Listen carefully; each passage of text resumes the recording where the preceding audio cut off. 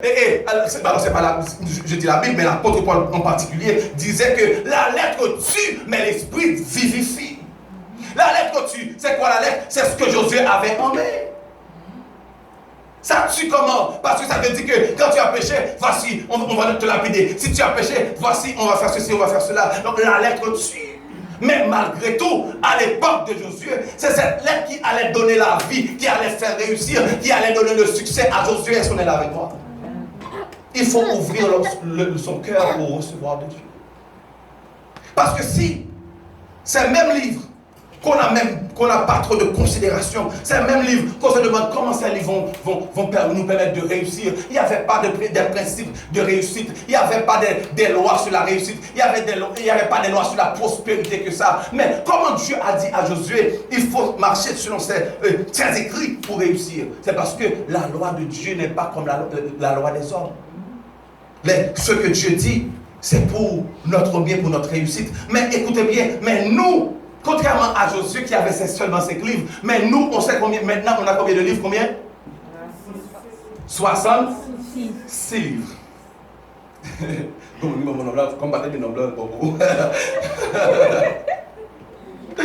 On a maintenant 66 livres et 27 c'est pour le Nouveau Testament et les autres c'est pour l'Ancien Testament. Mais l'affaire c'est que quand on regarde ces livres, on se retrouve beaucoup dans Ésaïe. On voit ça parle de Jésus, ça parle beaucoup de la venue de Jésus, de comment il va être. Beaucoup de livres nous parlent des choses intéressantes, mais en particulier la Torah, la loi. On ne voit pas comment que Josué allait réussir avec ce livre.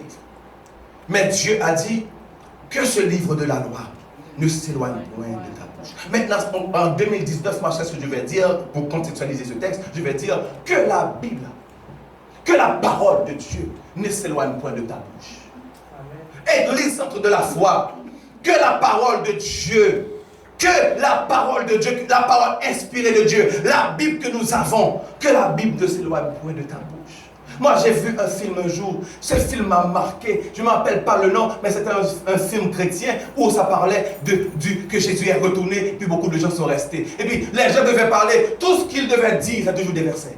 Oh oui, maintenant, s'il est venu, maintenant, il va avoir d'autres chances. Même parce qu'il a dit. Et les gens parlaient en il a dit. Est-ce qu'on est là avec moi? Le chrétien, ça devrait être notre langage, mes amis.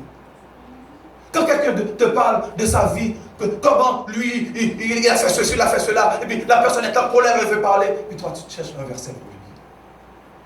Mais maintenant, parfois tu cherches, et tu trouves rien. C'est comme si tu as un ordinateur où on dit search, et puis résultat 0, et on trouve rien jusqu'à présent. Mais dans ta tête, tu te dis, je suis chrétien, il me parle, Seigneur, donne-moi une parole pour lui. Seigneur, tu parles à l'esprit, donne-moi une parole pour lui. Mais l'esprit veut te donner une parole, mais tu ne connais pas la parole.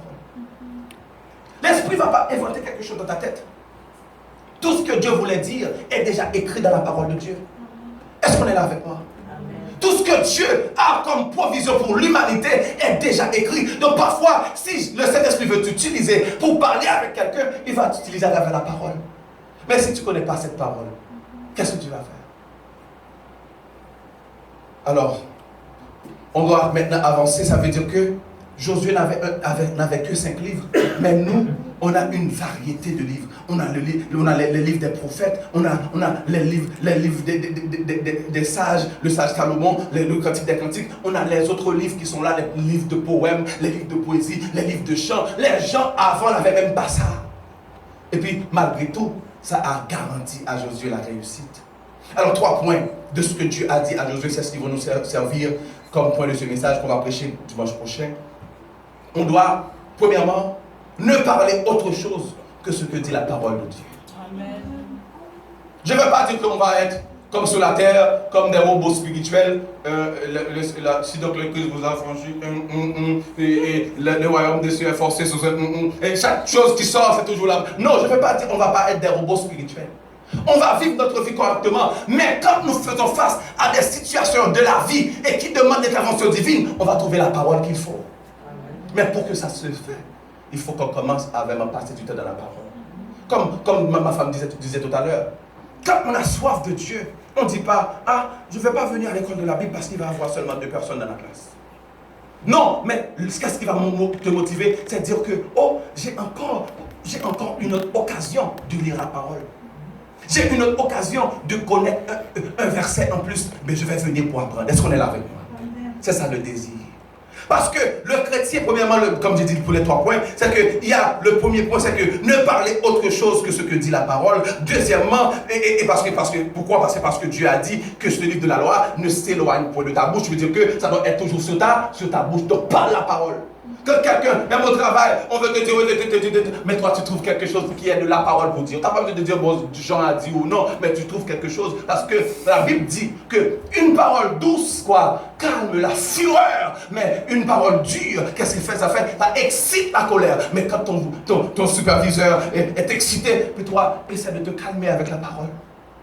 C'est ça que la parole, c'est sous ta bouche. Tu ne vas pas dire, ah, superviseur, tu as la chance de suis chrétien parce que la Bible dit non. Une parole douce, moi je vais te donner une parole douce, ce n'est pas moi, mais c'est la Bible que je vais te dire. Non, tu n'as pas besoin de dire ça. C'est sérieux. Donc il faut comprendre que comment la parole qui va être toujours sous ta bouche, c'est que Dieu va utiliser ta bouche à travers ce qu'il a dit, puis tu vas te calmer et ce que tu vas dire va refléter la parole de Dieu. Deuxième point, c'est méditer jour et nuit. La méditation, c'est une chose qu'on peut passer même tout un message pour parler de cela. La méditation, parce que il y a 5 verbes qui vont vous aider à comprendre comment méditer bien. 5 verbes, ou même plus, mais au moins on choisit 5 en particulier. Ensuite, on va dire agir fidèlement selon ce qui est inscrit dans la parole. Ce qui est inscrit. Donc ça veut dire que les 3 points qu'on devait juste vous exposer, je n'ai fait que l'introduction, donc il est déjà 7 heures. Comprenez bien. Rendez-vous à dimanche prochain. Mais l'essentiel. Le premier point va parler sur ce que dit la parole. Job était l'homme le plus riche de son époque. Job a dit, je n'ai pas abandonné les commandements de ses lèvres. Alors, Job a dit, je n'ai pas abandonné les commandements de ses lèvres. J'ai fait plier ma volonté aux paroles de sa bouche. Ça veut dire, Job qui parle de Dieu. Quand tu dis les commandements de ses lèvres, ça veut dire les commandements de Dieu. Donc, je n'ai pas abandonné, comment ça dit, je n'ai pas abandonné les commandements de ses lèvres. J'ai plié ma volonté aux paroles de sa bouche. Quel est ça comme verset? C'est le premier point, nous allons développer. Mais ça nous dit pourquoi que la Bible dit que Job était l'homme le plus riche de son époque. Job était l'homme le plus convoité de son temps. Si bien que Satan est apparu devant Dieu dans le ciel. Qu'est-ce que Dieu a dit? Tu n'as pas dit comment tu as vu un tel ou autre. Non, Dieu a eu seulement le nom de Job. Regarde cet homme, un homme intègre, un homme droit. Et puis le diable de commencer à l'accuser. Ah, c'est pas pour rien qu'il est comme ça. C'est pas pour rien qu'il est intègre. Tu l'as béni, tu l'as protégé, ceci, cela. Mais Job, pourquoi Job était aussi béni et protégé malgré que l'ennemi avait les yeux sur lui, il ne pouvait rien? C'est parce que Job a dit, je n'ai pas abandonné les commandements de ses lèvres. De ses lèvres, veut dire quand Dieu parle, je fais ce qu'il dit. J'ai fait plier ma volonté aux paroles de sa bouche. Aux paroles. Je vais répéter pour nous encore. Je n'ai pas abandonné les commandements de ses lèvres. Quand on dit c'est Dieu qui dit, je le prends. Quand on dit c'est Dieu qui dit, je ne l'abandonne pas, je ne vais pas faire de logique humaine. Je le prends pour moi. Parce que c'est les commandements de ses lèvres. Et puis, j'ai plié ma volonté aux paroles de sa bouche. Alors, veux-tu plier ta volonté aux paroles de la bouche de Dieu? Voici, cette chose est arrivée. Tu as envie vraiment de dire à la personne ce qu'il faut, ce que tu as envie de dire, parce que ton cœur brûle et tu dois parler. Mais en toi-même, tu te dis, je dois plier ma volonté aux paroles de sa bouche. Oui, madame, tu as raison. Le ciel sait. Bon, je dis le ciel, mais peut-être que tu n'es pas obligé de dire le ciel sait. Mais au moins, tu te calmes et tu laisses passer la situation. Parce que ce que tu aurais pu dire aurait fait passer ta colère, aurait aidé à ta soif de vengeance. Mais est-ce que ça accomplit la volonté de Dieu pour ta vie? Non.